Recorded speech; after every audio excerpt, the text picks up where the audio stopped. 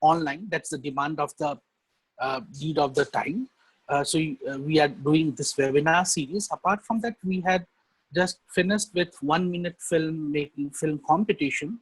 And right now we are inviting films for 3-minute film competition.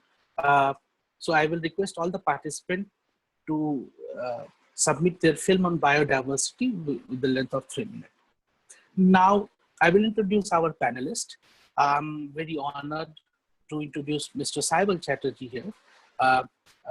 Saibal sir is a national award-winning film critic, author, and documentary scriptwriter. And he reviews films on www.ndtv.com and writes on India and world cinema for several leading media platforms. He is a founder member of the Film Critic Circle of India, FCCI. He was a key member of the editorial board of Encyclopedia Britannica's Encyclopedia of Hindi Cinema. He has also served on the team as well as jury of variety of international and national film festivals. On the behalf of CMS VATAVARAN, I welcome you, sir. Thank you, Swabisachi. Thank you. Then we have Mr. Utpal Borpujari with us. He's a 2-time national award-winning film critic turned filmmaker. He has written extensively on cinema, politics, society, literature, and culture, among other things. In 2003, he won the Swarna Kamal for Best Film Critics at the 50th National Film Awards in India. And for his debut feature film, Ishu, he won the National Award for Best Feature Film in Assamese. And he also won 5 Assam State Film Awards for the same film. It's our honor to have you here, Utpal sir, with us. Thank you. Thank you. Sir. And last but not the least, we have with us Aarti Shrivastava, and we are honored enough that she will moderate this webinar. Aarti is a national award-winning Indian documentary filmmaker and Asia 21 leader.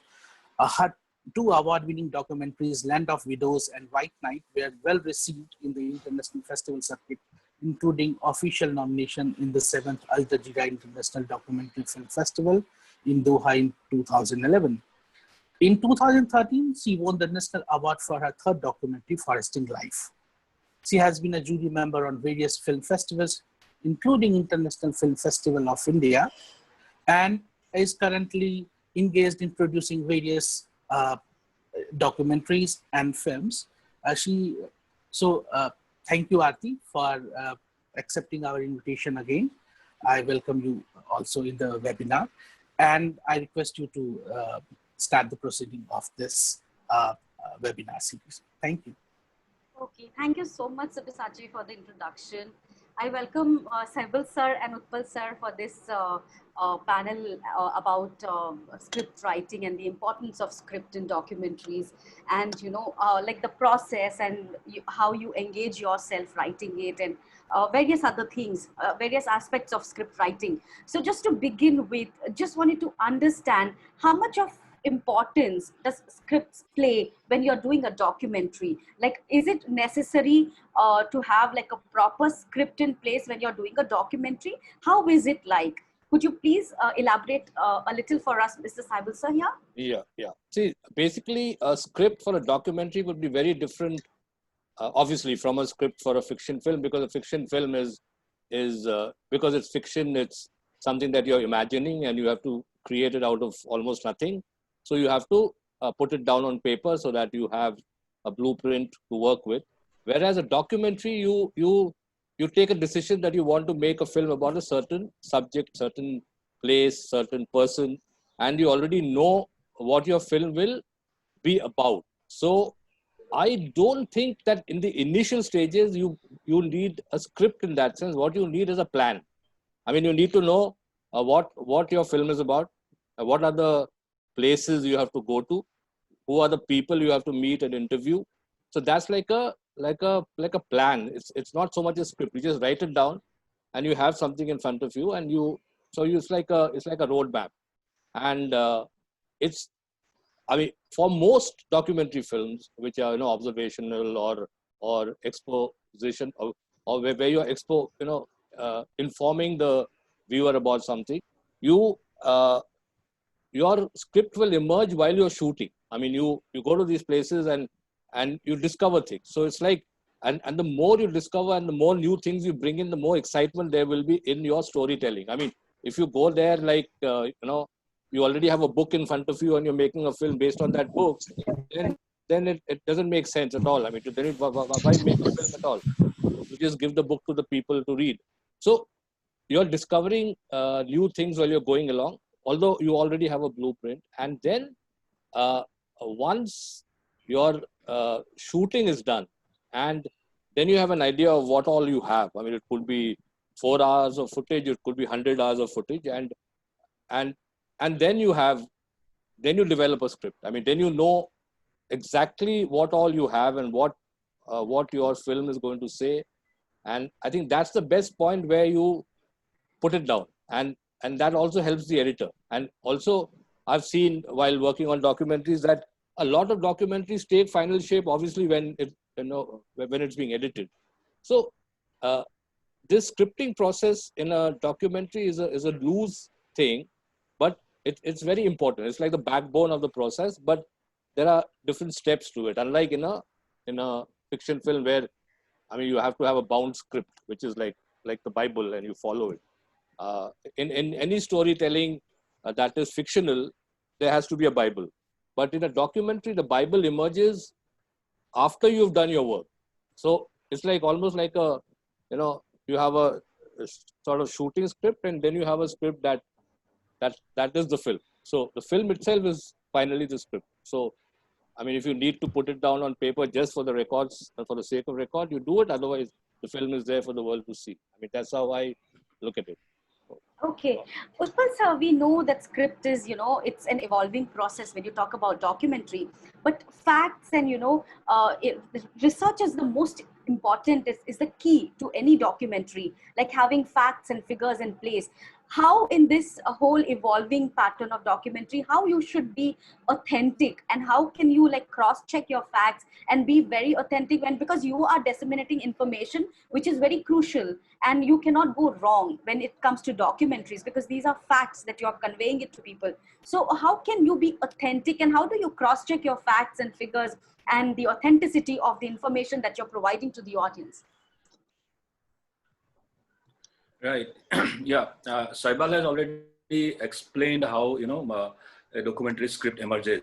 It's usually you have a plan on you know your subject, you do your research, and then you shortlist the locations and the people, and you go there and shoot, and then you kind of, while in the post stage, actually you write the script for your documentary.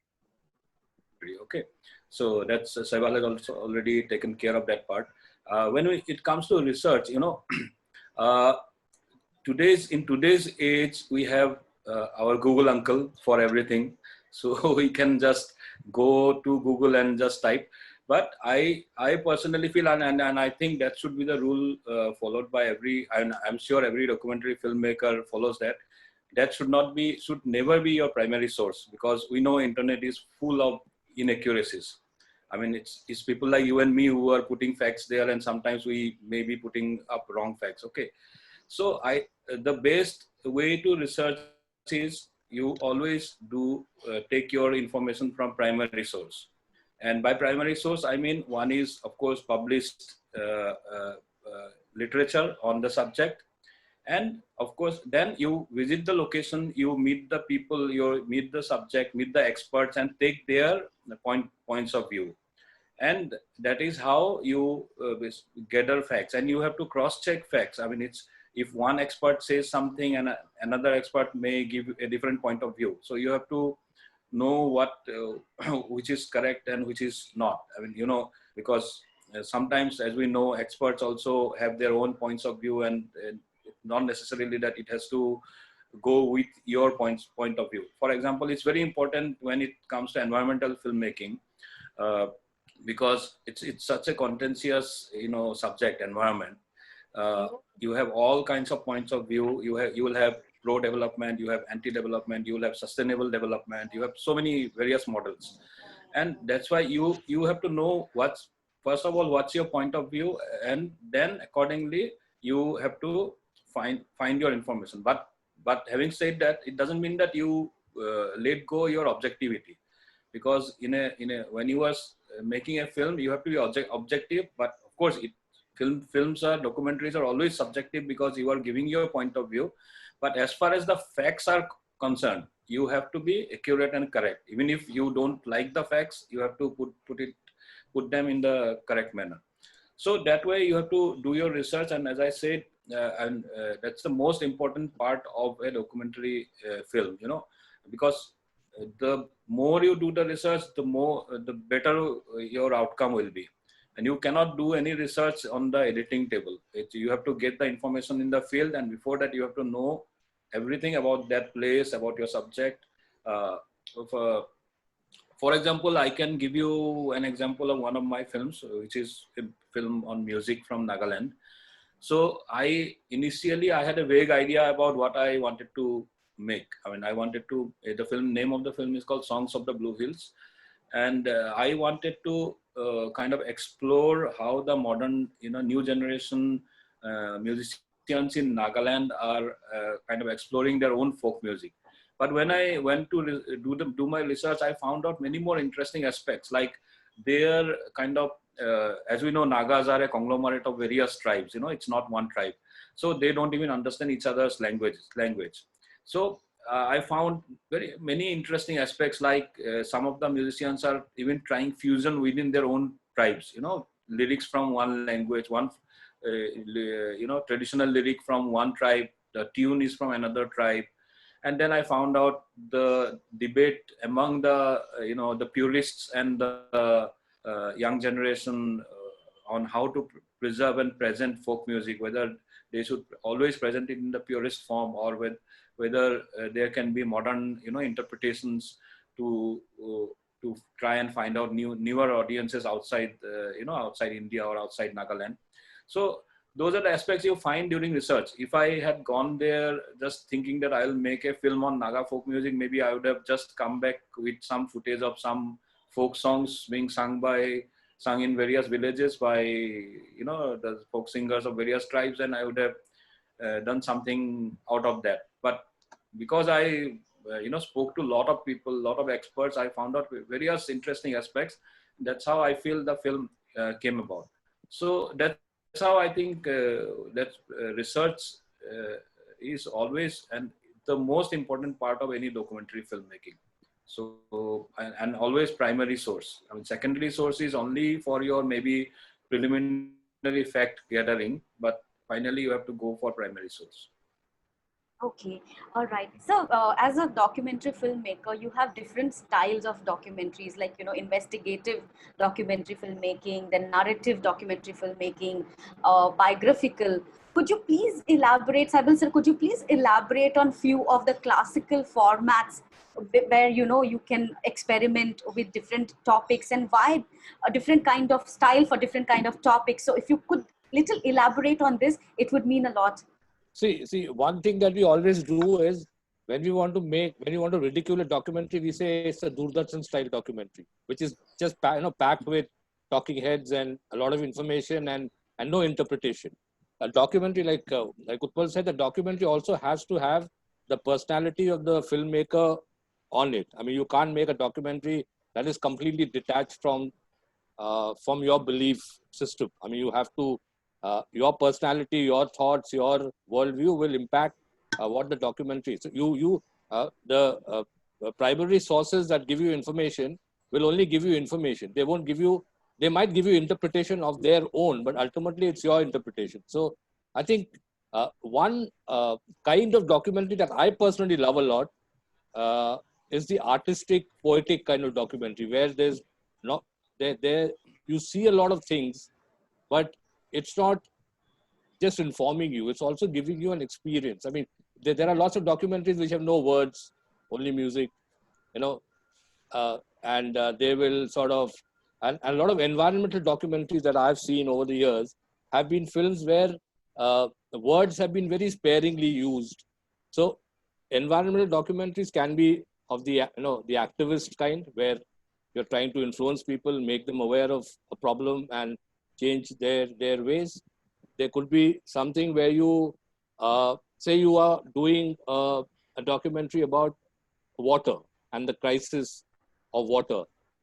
If a filmmaker decides to do an artistic documentary, I mean, about water, he or she might just go and just follow a river and, show you life on the banks of the river and what goes on in the river without saying anything. So what at the end of, say, it's a 1 hour film, and the end of it, you come away with an awareness of the importance of that river in the lives of people. I mean, you're not saying anything. You're not saying, there's a huge water crisis that the world is going to face, and water is a very precious resource. We have to conserve it, but you still manage to do so. So that is the kind of documentary that I personally like. But of course, that's not the only kind of documentary that's happening in the world. I mean, of course, there's a lot of documentary filmmakers who are very militant about their views. So they make a certain kind of documentary, which are also interesting in their own way because they're backed by a lot of research and facts and arguments and I mean, if you don't agree with that filmmaker, you might say, oh, these are all selective facts that this filmmaker is using.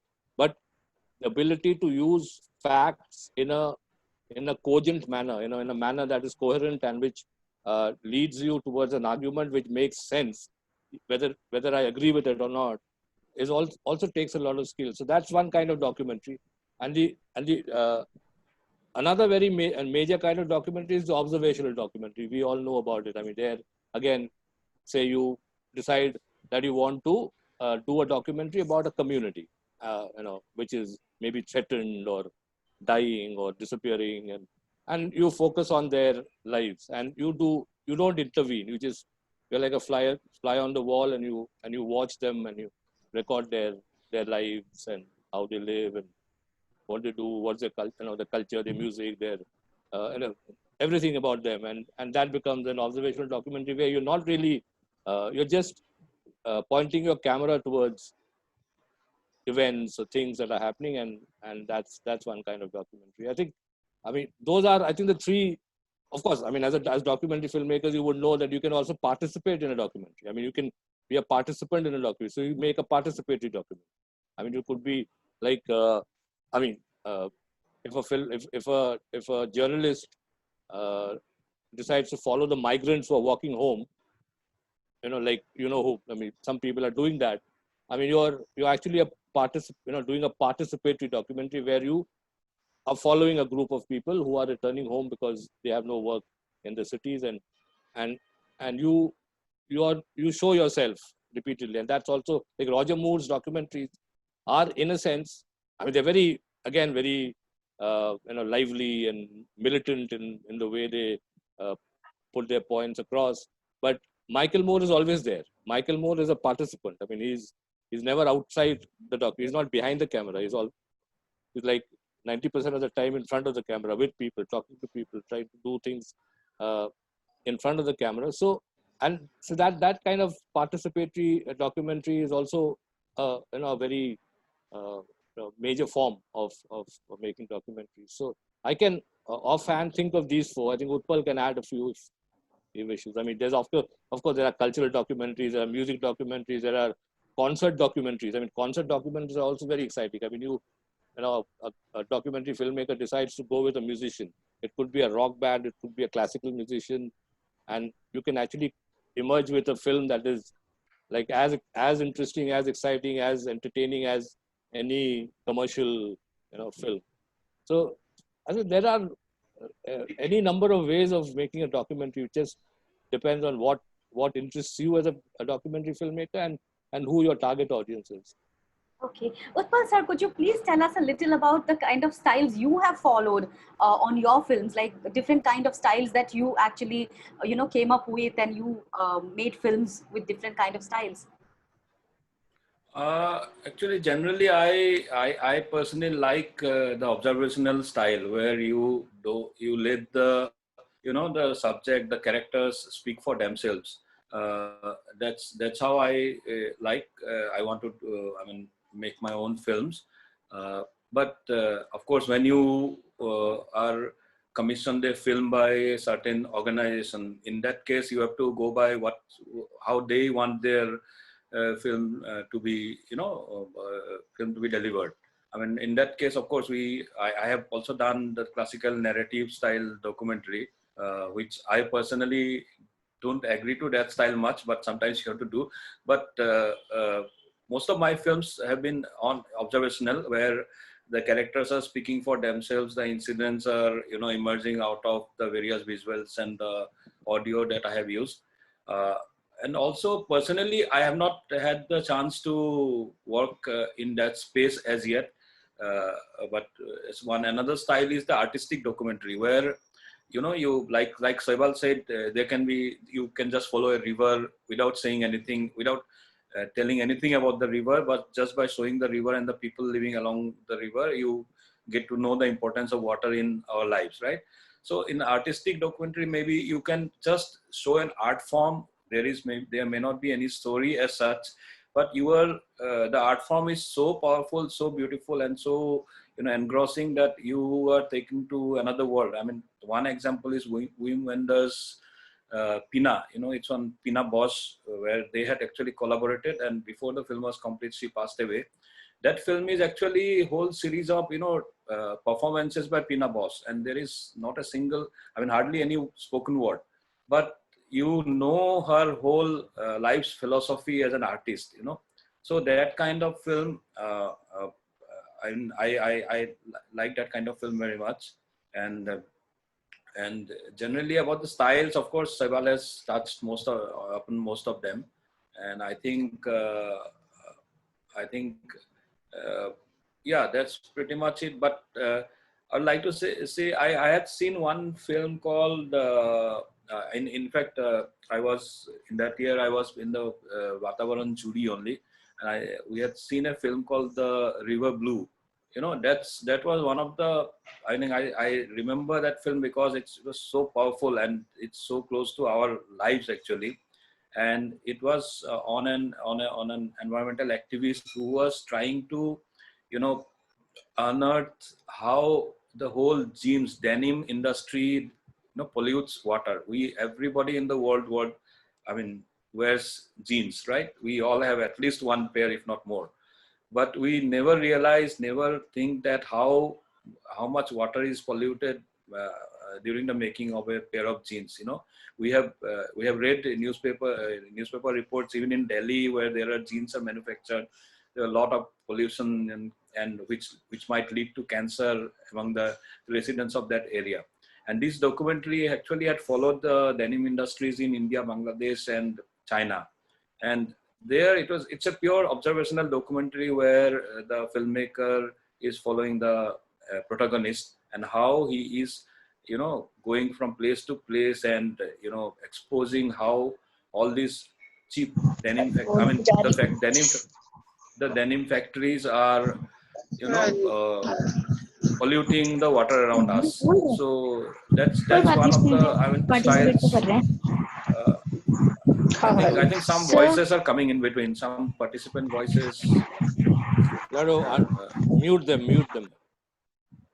Yeah, I think the moderator has to mute the voices. Yeah. So that's what I was saying, that, that kind of observational film, I personally like very much. And I find that to be very, powerful actually. Okay. So you have been attending a lot of film festivals, during on a lot of film festivals. So how over the years, the whole documentary culture has changed and it's improving? If you really go to see how the documentaries used to be like 10 years before and now, they have really changed.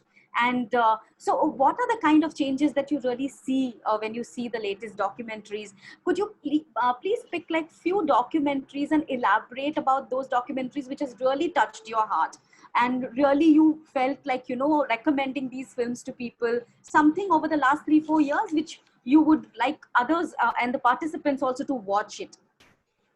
Yeah, of course. See, the Cannes Film Festival never used to program documentaries. They would, but very, very rarely. And documentaries were never in the competition. They were there out of competition. They were shown, but Fahrenheit 9/11, which was Michael Moore's film, actually won the top prize in Cannes. So documentaries have, and then since then, every major festival, Berlin, Venice, have been programming documentary films. They've also been given prizes, and while they're competing alongside fiction films. So even a good documentary is as entertaining or as engrossing as a fiction film, because it's also telling you a story. It's only a different way of telling a story. It's a real story, but told in a way that is that is engaging and riveting. And see, because we are talking about environmental films. I mean, there's this film that Wim Wenders made in 2014 with about Sebastião Salgado. Utpal would know, the salt of the earth. Sebastião Salgado was a Brazilian photographer whose black and white photographs of natural environments and people living in those environments are like masterworks. And so this film was made by Wim Wenders, who is German great, along with Sebastião's son, Juliano Salgado, and that film, although it's a biographical film about a photographer, because of the work that Sebastião Salgado did, it becomes a film about the environment. It's about how natural resources of this world are indiscriminately and continuously exploited for economic profit, and the impact it has on the lives of the people who are displaced. And that happens everywhere. I mean, we have this model of development which can only be furthered if some people get out of the way. And those some people are the weakest people in our system. So, and they suffer, they get uprooted, they are sent off to places where they can't even sort of adjust themselves properly. And so that's one documentary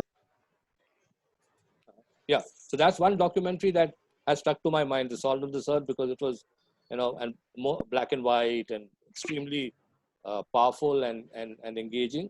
And another documentary that comes to mind that's slightly older, 2010, and that's a documentary that, if it's available, should be seen by everybody. It's called Watermark. It's made by a Canadian filmmaker of Indian origin, Jennifer Bechwal, with a photographer again, and this photographer co-directed the film, Edward Bertinsky. It's about how central water is to our lives, and it goes to 8 different places in the world to shoot communities dealing with water, and mostly the relationship is abusive. I mean, water is exploited without any thought of what the future might hold. And the film opens, and it's a spectacular film because they had a handmade epic red camera which was used only once for that film. I mean, it was actually retrofitted for that particular film, and it was ultra HD and extremely impressive visually.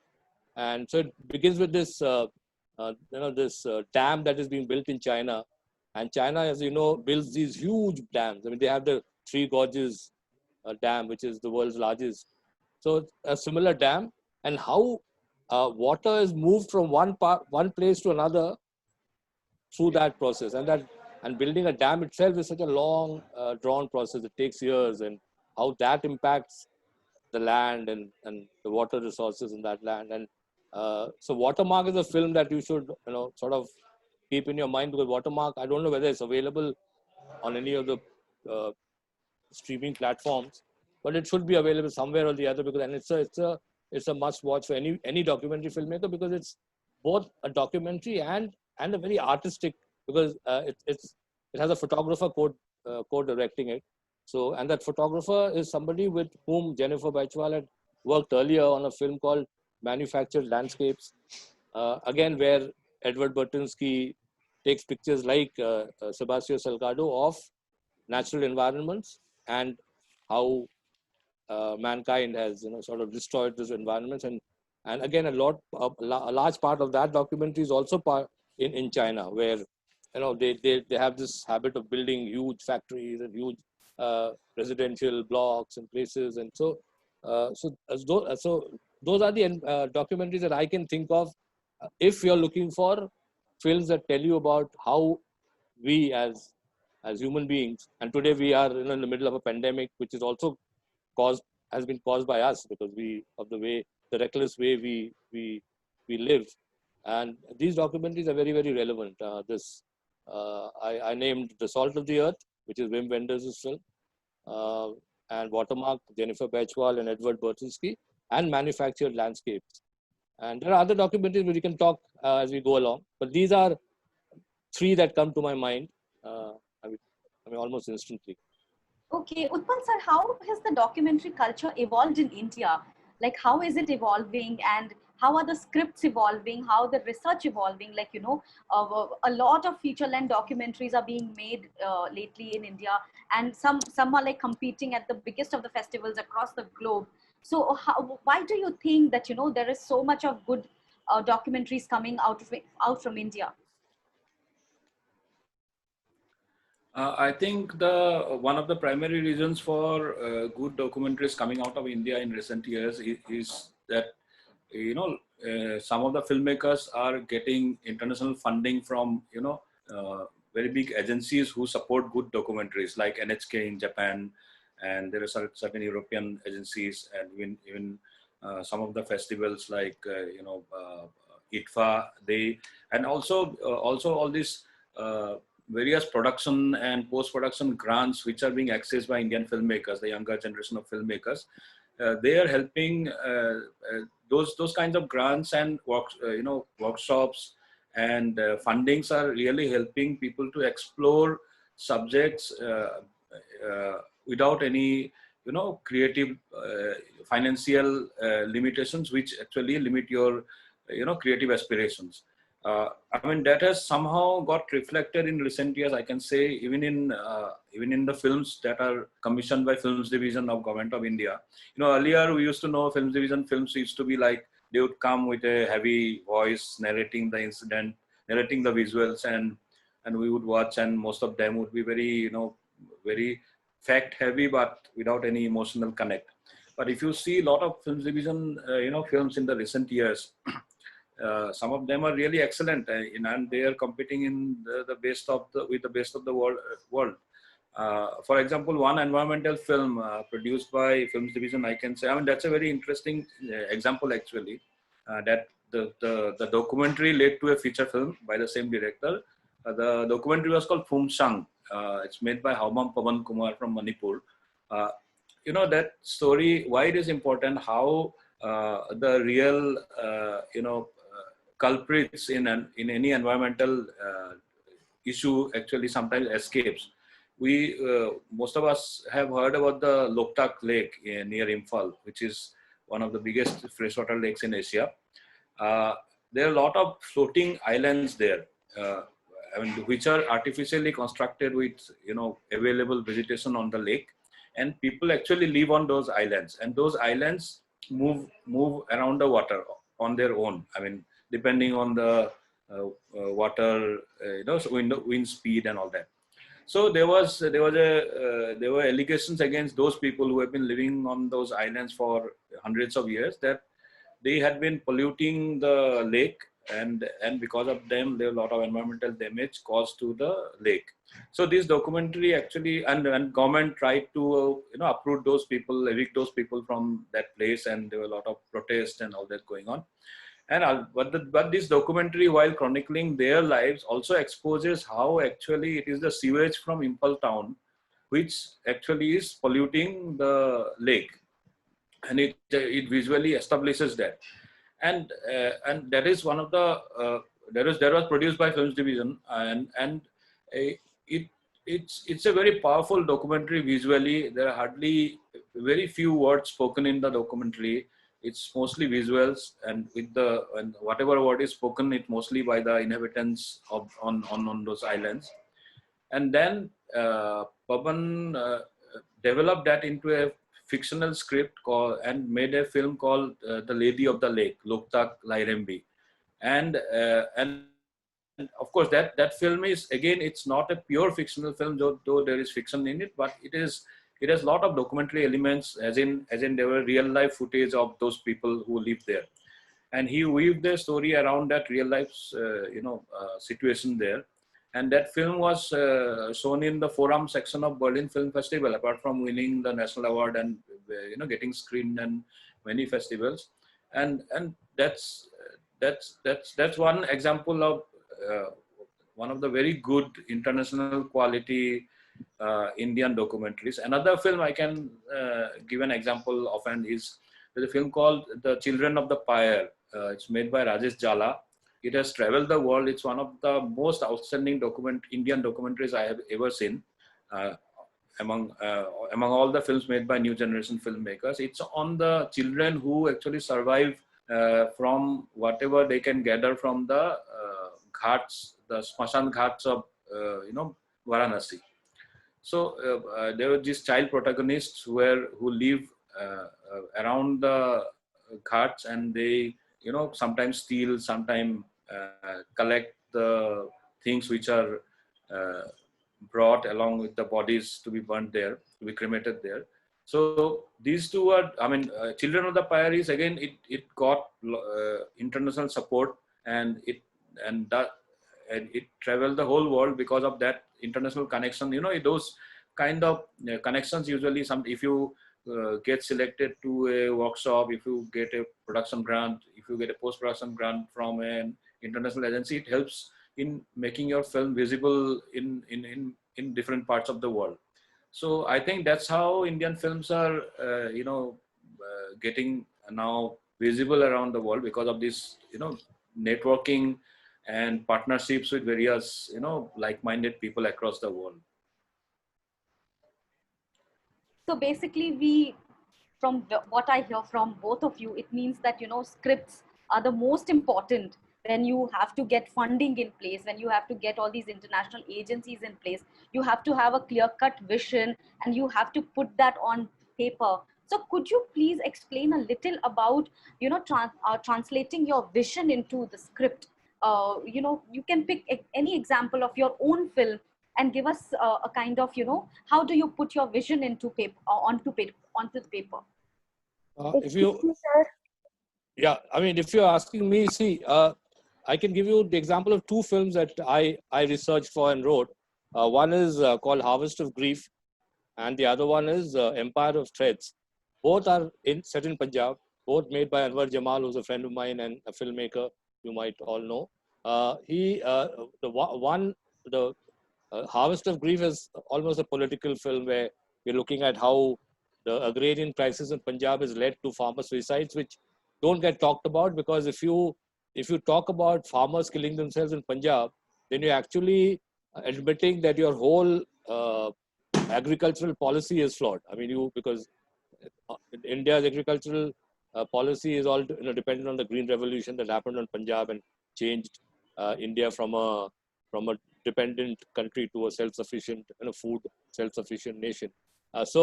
But because of overuse of land, because of fertilizers, and because of the water table going down, the land becoming toxic, and land holdings becoming limited, farming has become completely unviable for most of these small farmers, and they are always in debt. So they ultimately kill themselves, leaving behind a lot of women. Their wives, their sisters, their daughters and children, and so it's a film about that, and how. And of course, we spoke to sociologists and economists and farm experts and the families themselves, and so that it was journalistic, but there were a lot of things that emerged while we met people. We traveled around the state, went to different places, and spoke to experts. And so while we had a script in place, we had done our research before we went to Punjab, but we discovered a lot of things there as we went along. The other one that we did was more recently. It's called Empire of Threads, which is based on a news story that I'd done for a portal about this Malerkotla. You know, in Malerkotla in Punjab, there are these weavers who produce stuff. You know, the costumes of big Hollywood films. I mean, they are like these completely unsung back-end workers who get orders from Hollywood to make, you know, say, you know, what these superheroes wear, or, you know, or in Alexander wears, or in, I mean, any number Gladiator. of films. So Gladiator, of course, was with Russell Crowe, and so those costumes, they're actually made by these people, and these people who've never seen a Hollywood film in their lives. They will never probably see a Hollywood film in their lives because they live in, you know, back up beyond somewhere in Punjab, and again, it's a fascinating story because how two ends of the world come together without probably even the producers of these big Hollywood films wouldn't know who these guys are. There would be somebody in the middle who's doing the costumes who somehow has got connections with these people, and everything is done here. It's probably obviously because it's cheaper, but and it's very hard work. It's like all hand done, because, you know, you can't, if you're doing a period film, you can't have machine made things because that will show. So because of the demand of authenticity is that you have to have things done by hand. So that's another documentary, but that's completely journalistic. It's like me as a journalist going out, interviewing people and writing a story, like para after para, creating a structure so that it's readable and it gives out information and people understand what I'm trying to say. So that's the kind of film Empire of Threads is. But it's a film, so it's obviously not a written text. But it's very different from what, say, Harvest of Grief is, because Harvest of Grief is more investigative, more, more in depth. We are going into things that probably we ourselves didn't know when we started out. So I think it depends on what subject you're dealing with. I mean, your scripting process and your approach to a subject will depend on the nature of the subject itself. I mean, if you're and so I mean, you have to just go with the flow of that subject and follow the rules that are set. So I think that's the way to do it. I think you can't really have hard and fast rules unless you are a really very extremely political filmmaker who has his own, you know, view of the world, and you're making films to fit into that worldview, and you use selective information to support your case. So, and that is also a valid form of filmmaking, but that's another kind of filmmaking. So I mean, your film and your approach to it and your scripting of it will depend entirely on what your subject is, I think. Okay. Utpal sir, could you please tell us your experience about scripting basically your films, Memories of a Forgotten War and Songs of the Blue Hills. Could you please share your experience, scripting experience with us, please? I have already spoken a little bit about Songs of the Blue Hills, but so I'll talk about Memories of a Forgotten War. This film was produced by one of my friends, Subimal Bhattacharjee, and it's a 1 hour, 50-minute long film. It's a feature-length documentary. Basically, it's on the battles of Second World War, which were fought in Manipur and Nagaland. You know, the Japanese army had reached till Kohima, and the Imperial War Museum has declared, Imperial War Museum of London has declared the Battle of Kohima as the as the greatest battle the British Army had fought during Second World War. So it's historically very significant, but apart from the academicians and military historians, hardly anybody knows about what happened in that front. You know, the extreme western front of the Burma, the so-called Burma front. I come from Assam, and I'm very passionate about about telling stories from Northeast which are not known to people from outside the region. So that's how I picked up this idea, and my whole outlook in this film was, I see there have been films on Battle of Kohima and battles that had happened in Nagaland and Manipur, made in Britain by BBC. Channel 4 has made a film, and there have been certain other films, but those films have always been I'm from the not point getting of any view voice. of those have been from the point of view of who was the victor and who was the loser. I mean, basically the typical winner versus loser kind of story. And of course there were no Japanese voice in those films because those were made by the British. So I thought, I mean, that was in around 2012 and on 2014 would have been was the 70th anniversary of the Battle of Kohima and Battle of Imphal. So I thought,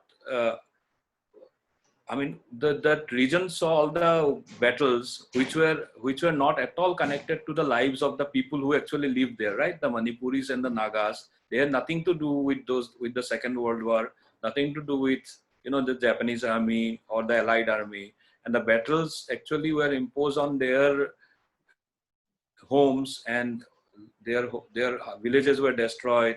Many people got killed, and they suffered immensely. So I thought I would tell the story from that point of view, about the memories of the people who actually had suffered because of those battles, and with the battles which had nothing to do with them. But then while doing my research and while talking to people, I found out that it could also be very interesting to talk to the soldiers, the frontline soldiers who actually fought there, and many of the battles were kind of hand-to-hand combat. So I thought, because it was the 70th anniversary which was coming up, and the veterans who had fought there were very old by that time, all were in 90s. So I thought if I can talk with some of them, that could give a very humane kind of perspective to the whole story. How soldiers who fight because they are part of an army of a particular country, they don't have any particular animosity towards the other individual who he is fighting, right? But it's because he represents the enemy country, they fight.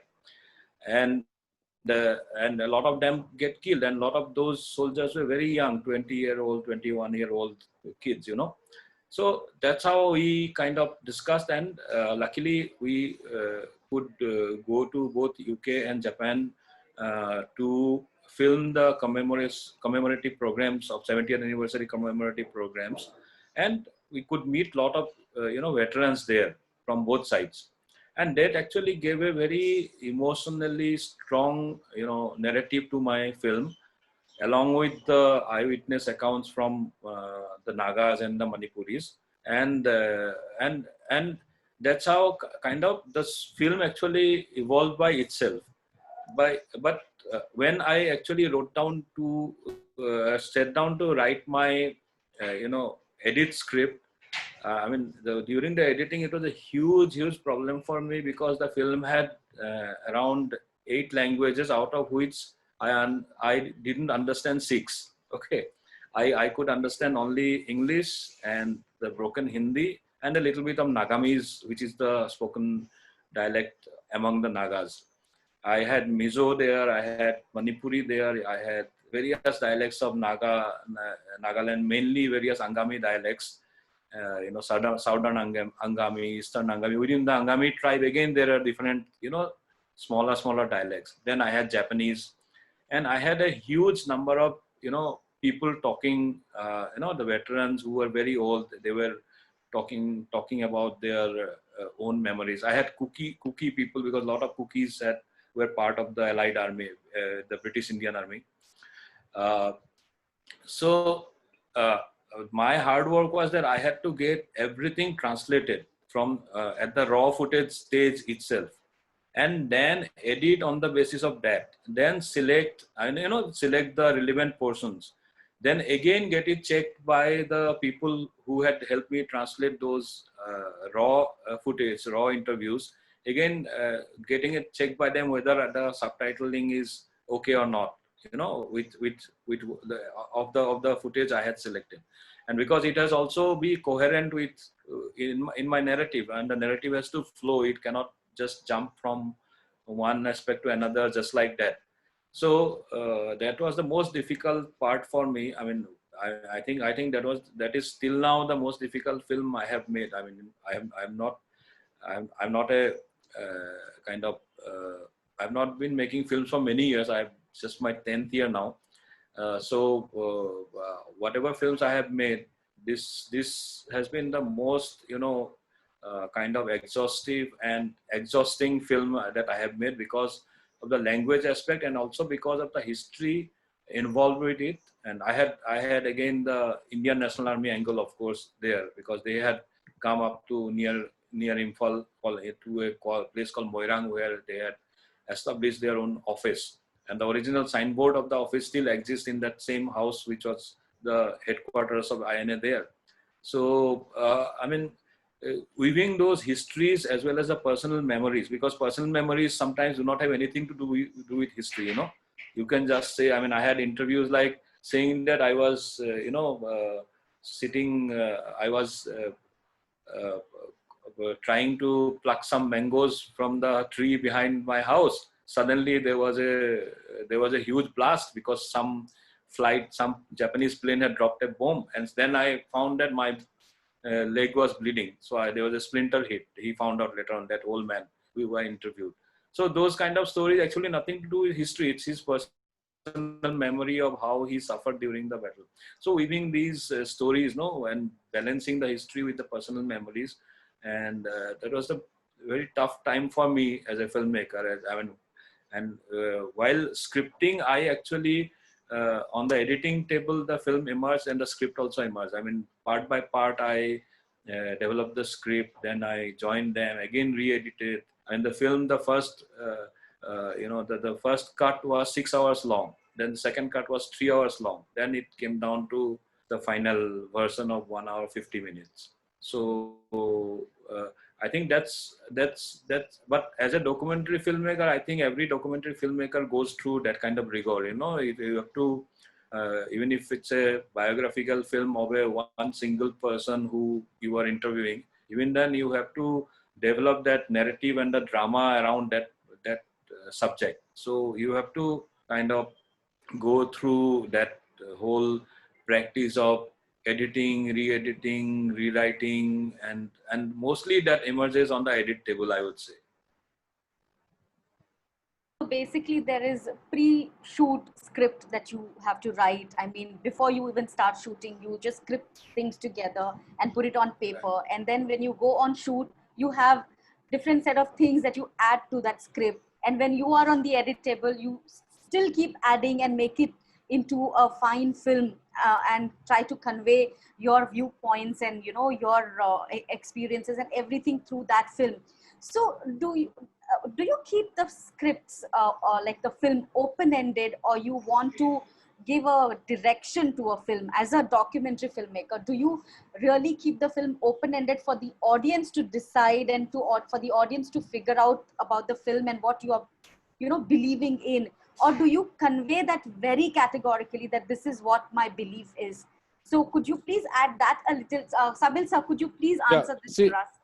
If you're doing a film where you're trying to convey a point of view, then obviously it's like you're writing an essay. I mean, you have a beginning, you have a middle, you have an end, and you have your arguments, and those arguments are developed, so paragraph after paragraph. So it's like often, because we even Utpal is, I mean, we are journalists, so our basic training is as journalists. So when we write, I think we follow the base, you know, the very rules that a documentary filmmaker follows to make a documentary film, because you find a story, or you get to know of a story, and you decide in your head how you're going to tell that story. I mean, how will it emerge at the end? I mean, how will it make sense? So when you're writing a story, it has to have a big beginning, middle, and end.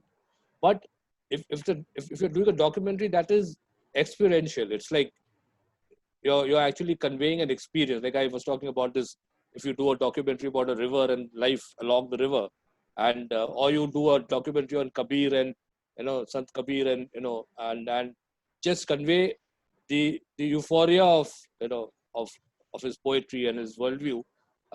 You don't have to come in as a journalistic You don't have to do any journalistic intervention. You just let it flow and end it wherever it logically ends. It could be it could be left open ended, and the audience will then go back with a certain experience and a certain exposure, and each person will take away his own little learning from that film. So that makes it all the more exciting. Otherwise, it's a box, and you know what all the box contains, and you give hand the box over to a person. Everybody gets the same thing in that box. But when you keep it open ended, and there's room for interpretation and one's own understanding of a subject, it becomes all the more exciting, I think, personally. But obviously, I mean, it depends entirely on what your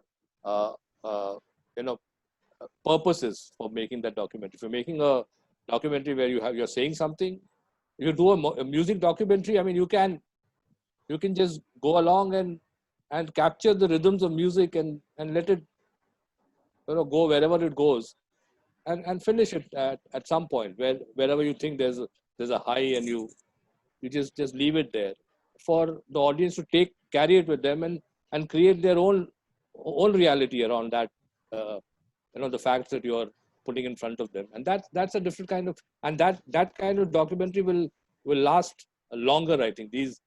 These closed documentaries, which are not open-ended, which are giving you, those are like those old films division documentaries. They're extremely useful because they are like history. I mean, you have to go, if you're doing research about a particular period in Indian history, 50s, 60s, the first 10 years of India's independence, those documentaries are like very, very valuable assets. I mean, but they obviously, as documentaries, they're not great films, but they are useful films because they give you information.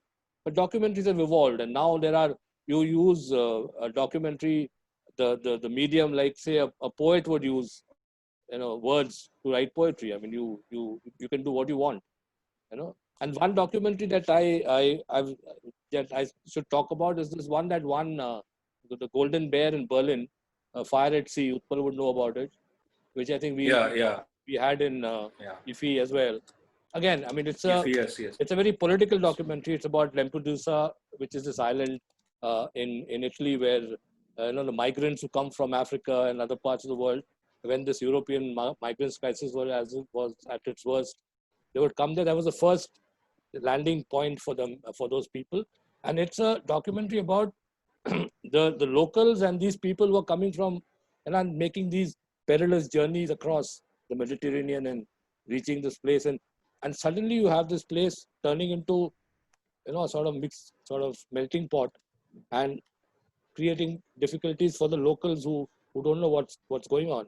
So, and then you're left to interpret it yourself. I mean, although the filmmaker is there all the time, putting in his point of view, but there's always room for the viewer as an individual. Every individual viewer has the room to understand the film from his point of view. So every viewer has his own experiences, his own perspective, his own baggage, and that comes into play in a documentary like that. So I think it becomes far more interactive. I mean, not interactive in the strictest sense, but yeah, it becomes far more exciting, because the filmmaker is not actually spoon feeding you. I mean, he's just giving you certain facts and letting you sort of interpret them. So you actually go to a lot of film festivals, watch a lot of films. So when you are reviewing these films to make it to the top 3 or the top 5 or the top 10, the top and the best films, what are the points that you keep in mind when you're selecting these films? So what is the essential to get selected into these documentary film festivals? Again, see, I said every documentary film festival, or every festival, not just documentary film festival, every festival has its own character, and every festival is looking for a certain kind of film. I mean, that is something that a lot of Indian filmmakers, or maybe filmmakers around the world, wouldn't know, because they're busy making films. It's not their expertise to go and understand how festivals work and which festival is looking for what. But every festival has, very broadly speaking, I'm not just for documentary films. I mean, Cannes will have a certain kind of selection. and Toronto will have another kind of selection, completely another kind of selection. Cannes will not touch Indian films unless, I mean, only on very rare occasions do they select an Indian film. Toronto will always have 5 Indian films, because Toronto is a place where you have a lot of South Asians and there's a huge audience for Indian cinema. And Cannes is like, I mean, it's a small island where it's a place for cinema literate people who come from all over the world to look for films and to see films. Or you go to Rotterdam, where they'll have cutting edge films, by young filmmakers who are, trying to change the idiom of filmmaking and in their own ways. So similarly, ITFA, which is the biggest festival of documentary films in Amsterdam, they have films that are like the best of the lot. I mean, if you're making an average documentary which is just has been done only because you've got a commission to do it, that's a different kind of documentary. That is, a commission documentary is for a particular organization which wants that documentary to keep in its archives and for the consumption of whoever they want to pass it on to.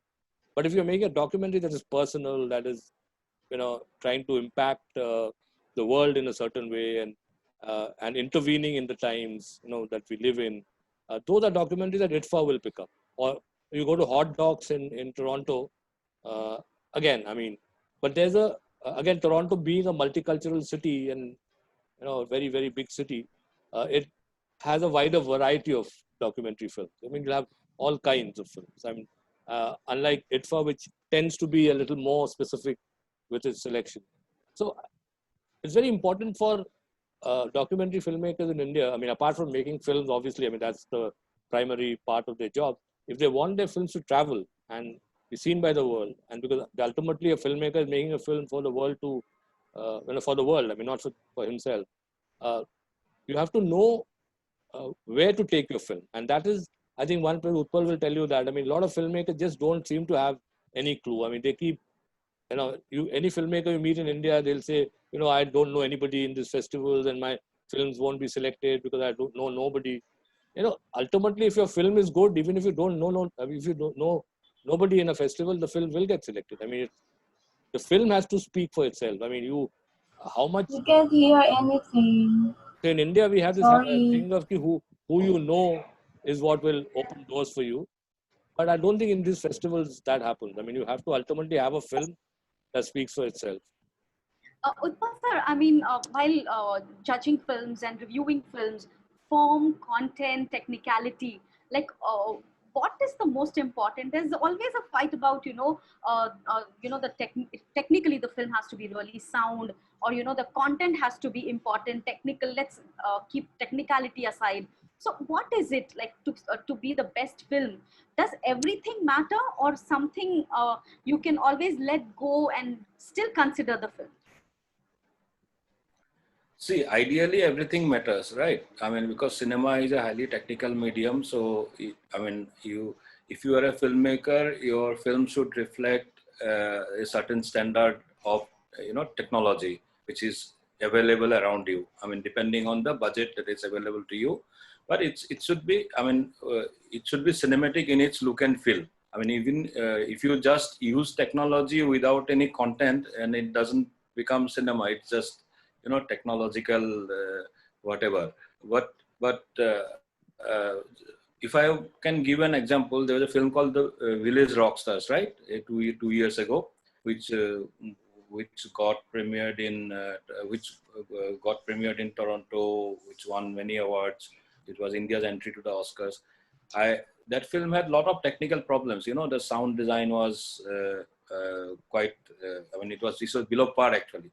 But the film was so genuine and so heartfelt and so authentic that that technical, whatever drawback was there, couldn't stop the film from traveling to the biggest of the festivals. So ultimately, I think it's the content that drives a film. I mean, technology is a strong part, and ideally, everything should Which be. type of scripts are being by people? I think some other voices are coming in between. Yeah. So what I was saying that Yeah, content is ultimately important. ultimately content is the most important thing. I mean, technology then takes a secondary part. If your film, the content is really strong and original, that's for sure. I mean, that's whether as a critic you watch a film or whether as a filmmaker you are trying to make a film. I feel content is the king.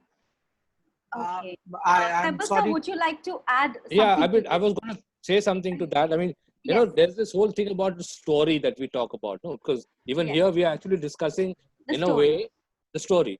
But I think the story is a very tyrannical thing. I mean, story limits you. The story is important only to the point that, I mean, it's a starting point. I mean, you have something in your mind and you want to convey that. But the actual story should be in the way you convey that story. I mean, so there are two stories Yeah, that are happening. One is your right. content.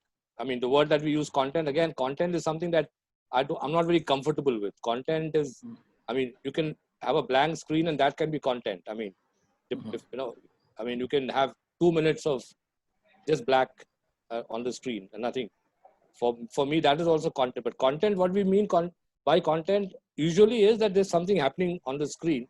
And so that story, this tyranny of the story, a good filmmaker rises above. I mean, the story is there. It's an undercurrent, and you have to know how to use technology, how to use your creativity to rise above the story while you're telling the story. And great filmmakers don't they constantly like I saw this film only 2 days back called An Impossible Project. It's a brand new film. Nobody has seen it. I mean, I'm probably the first one in India who's seen it. It's about this guy. He's a mad guy in Austria, Vienna, who is going back to analog. He's like this analog freak, and he's saying this digital world, I mean, it's like useless because it's not real. I mean, everything is artificial and there are no real things that you're working with. So, the the last Polaroid factory in Holland was closing down. So he went and bought it, and without any business plan, he just said, "I want to save this old, instant photography technique that will vanish otherwise." So he's done that, and now uh, he's got a company called Impossible. Polaroid, when they sold the factory to him, refused to give him the brand name, so he's called it Impossible.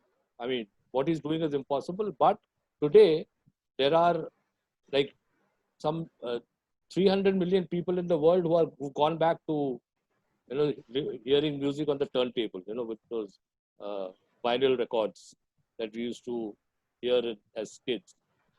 People are going back to using Polaroid camera. Polaroid sales have gone up. I mean, they're not called Polaroid anymore. They're called Impossible. And so, and that story is a free-flowing story. It's a story, obviously, but it's not just about people talking. It's about something very concrete happening. So that feel of reality, that feel of real things, I think is very important for any story, and that's we often get caught in this whole formula that the story has to be very clear and it has to make sense, otherwise the audience will turn away from the film. But if you know how to use the story to go beyond the story and create a story out of that structure that you build around the story. I mean, might sound a little like complicated, but it's most great filmmakers do that. They go beyond the story. I mean, without sacrificing the story. Okay. Sir, I just want to interrupt a little bit. Sir, as we are coming to the last chunk of our webinar, Yeah, sure. so I will request the floor to be open for the audience The question answers. Yes, Yes. we will do that. Just last one question and then we'll start the answer session. Okay. In the script, how important is the emotional quotient to, I mean, just to touch the heart of the people, to make them understand the right feeling? I mean, the feelings, how do you communicate that? The emotional quotient in the film is really important. And how do you put that into the script, sir? Could you please elaborate a little bit? Utpal, sir, could you please elaborate this a little for us? No, I think cinema per se is a very emotion-driven medium. I mean, whether it's a fiction or non-fiction, I mean, the emotional quotient has to be there. I mean, one has to connect emotionally with the visuals, with the audio, with the sound design, everything. So I think uh, emotion, yeah. I mean, unless you can connect with the what you're watching on the screen in front of you, you won't connect with what is being said in the on the screen, right? So that way, whatever is the subject of the film, you have to, I think, connect emotionally with it at certain level. But emotion, I don't mean the what we mean by emotional scenes in typical films where there is no you cry with the characters, you cry, laugh with the characters. It's something much beyond that. You have to kind For of example, your connect with it at a certain level, Yes, at a cerebral level, I'll take and half a with minute. your yes, yeah, Saibal. Yeah, just half a minute. I said, yes, see, I think, there are different levels of connection with the film. One, of course, is Yeah. the sensory level, the sensory level. Hmm. Cinema first is sensory. We see something and we feel it. Emotion. Then there's the visceral level. I mean, you can have a film that shows you something that sort of, it's not emotional, but it's like it hits you. It hits your Yeah. guts because you see something that, It's something yeah, subconscious. so Yeah. it's a visceral. So there are different levels. Then there's emotional, and then there's cerebral. I mean, Hmm. you connect with the film at a cerebral level. I mean, there are films that are not really touching you emotionally, but they are exciting you cerebrally. I mean, they are dealing with ideas and things that are entertaining you in cerebrally. So if Yeah. you're used, if you're looking for cerebral entertainment, that's the kind of cinema you will go for. And then there's another level which may be higher than cerebral. That's philosophical and spiritual. spiritual. Yeah. So philosophical, spiritual. So there are films that give you that sort of high. I mean, so when you say emotional is a broad term which Yep. probably Yeah. includes all this.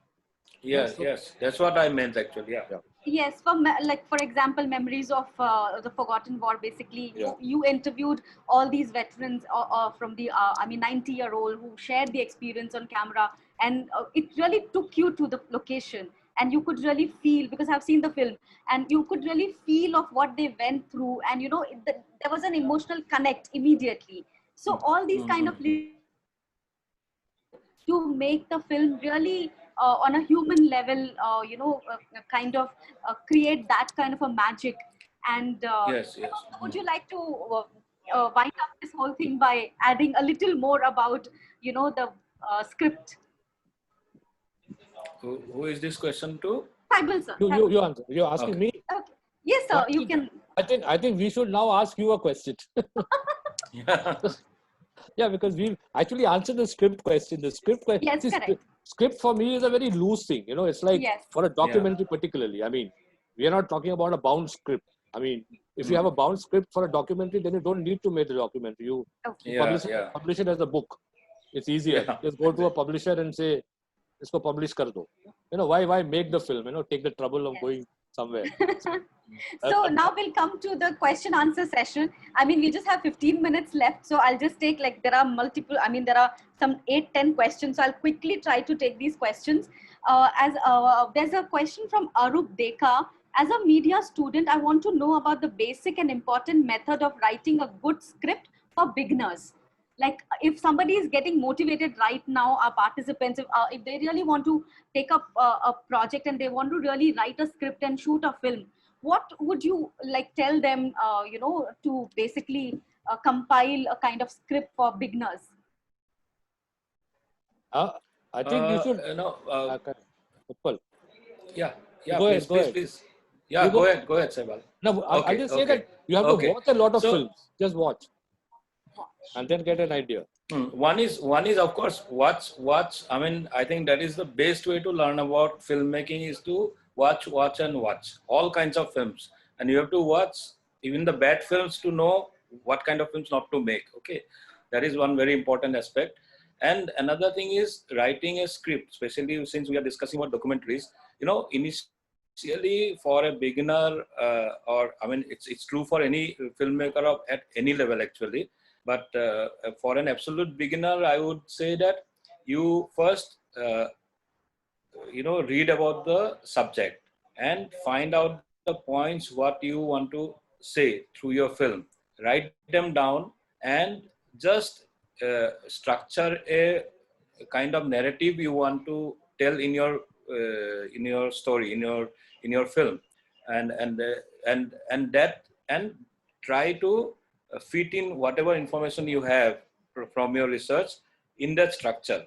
But that is only before you go to your shoot. Okay, once you go for your script, you might have to throw that out of your window, because you might find something which is much more interesting than what you had found during research or what you had written down. So basically, you have to be clear about what you want to do initially stage, and then you have to be always open to changing your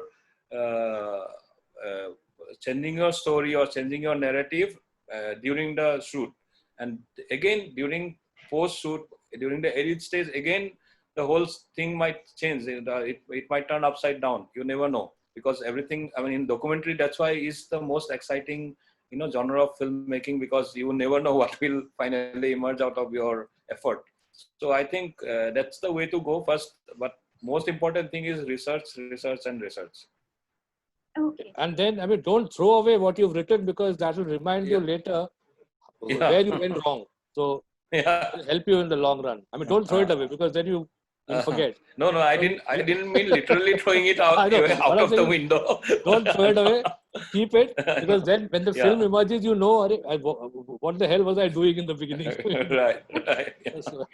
Okay, and somebody wants to know, I mean, so this question is from Kajal, and she wants to know what are the best documentaries which can be seen by kids. Now, would you like to recommend documentaries for young generation and for also college going people, like, environmental documentary, just for them to understand, where are we living and what is the kind of situation we are surrounded with. So could you please give like list of few documentaries which can be watched by younger generation?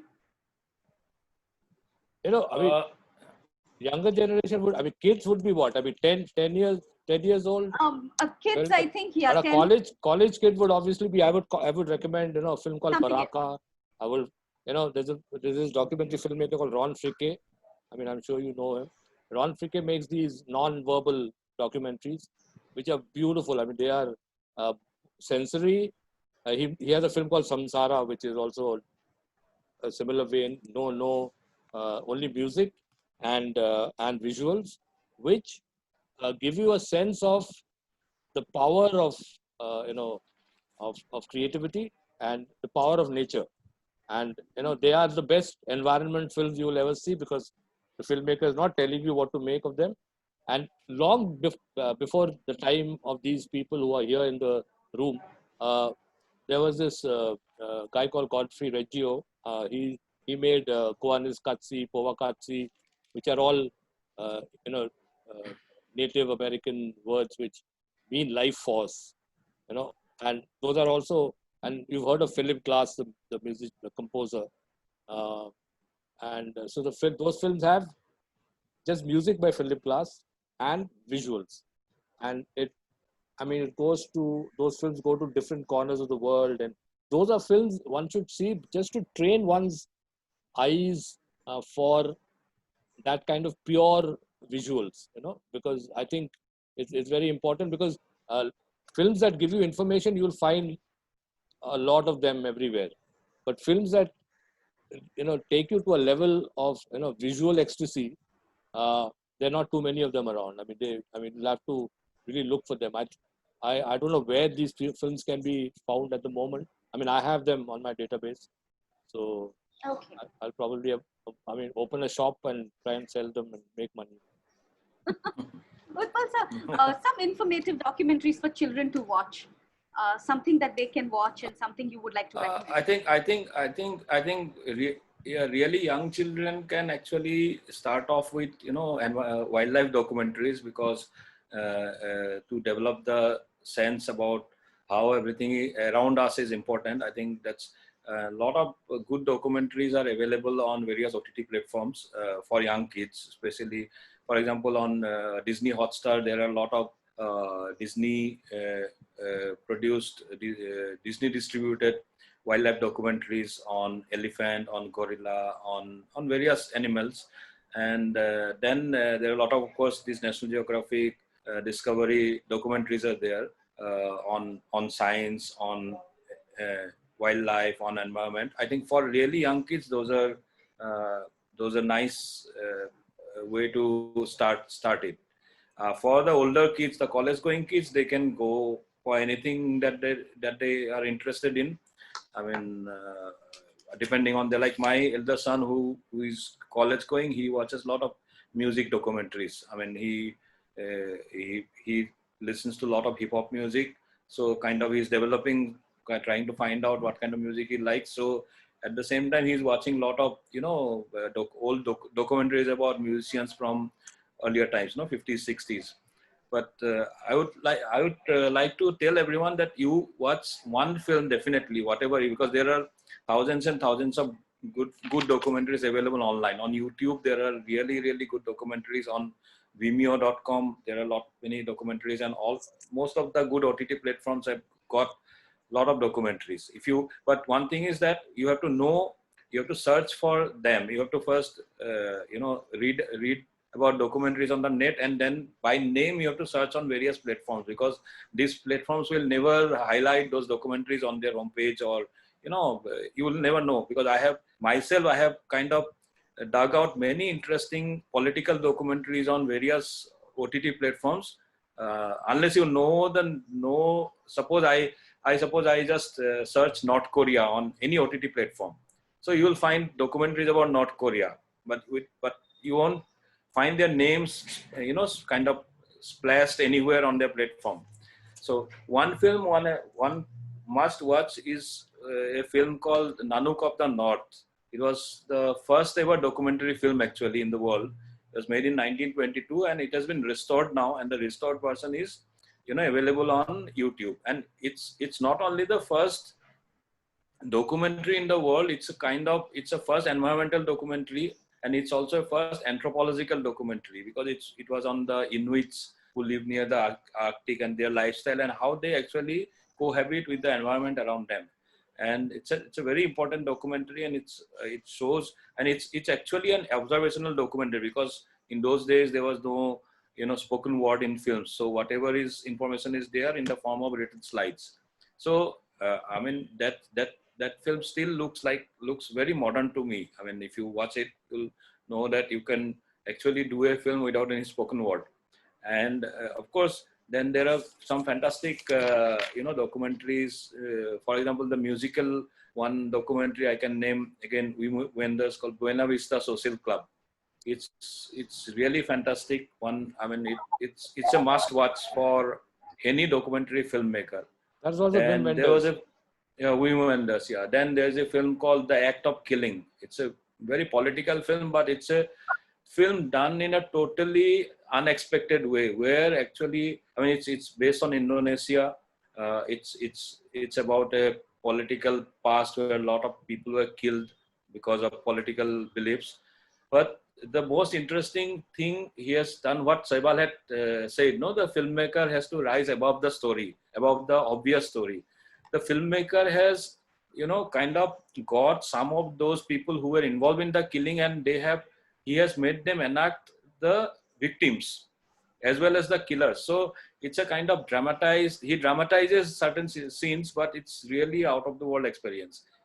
That's another very powerful film. And among Indian films, I think what immediately I can say, of course, Children of the Pyre is there. Then Supriyo Sen's Hope Dies Last in War. It's a very powerful anti-war film. And right now we are having a lot of, border tension around us. But this film is actually about how an individual suffers the impact of war. It's a very heartbreaking film and a very powerful film.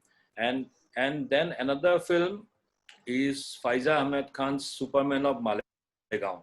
It's an absolutely, Hilarious. fantastic, hilarious movie. But it also shows our passion for cinema, how Indians are crazy for cinema, how we are mad about cinema. You know, it's a fantastic film. One must. I think these films will be available somewhere online, some of the platforms, or maybe one can buy them online, or I don't know. But there are a lot of films which are available online, and especially documentaries. For as a film viewer myself, I don't actually go by, you know, genre or, you know, the subject or anything. I just watch documentaries of any subject which comes in front of me, because I love that genre as a you know, as a film student, as a film viewer. But you explore and explore and explore, and you get a lot of good films. And you can always some of the easiest thing to do on the net is, of course, you just type the best 50 documentaries I should watch. You will get a lot of lists. So you can also search like that for as a beginner, and that's the easiest way to go. Okay, interesting. Saibal sir, this one is for you. Shyam Kumar wants to ask you, when we do a field research for our documentary film, we find many new things, but but keeping in mind the duration of the film, we have to remove a few things from our findings.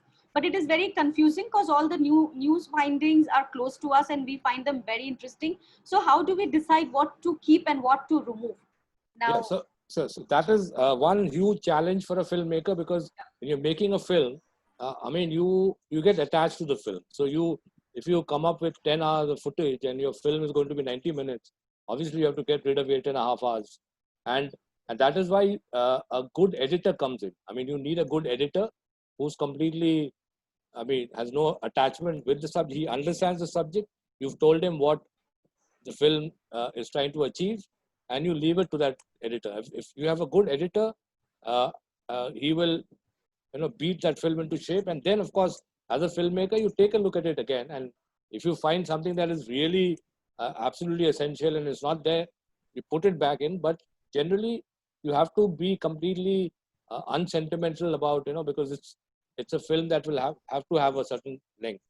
You can keep those 10 hours with yourselves. I mean, yourself, and keep watching those 10 hours later. But what you put out, when you send out to the world, that has to be edited, and you have to get rid of stuff that is superfluous. I mean, not everything that you shoot will be equally important, but as a filmmaker who shot it, you'll be attached to everything. You'll think everything is important.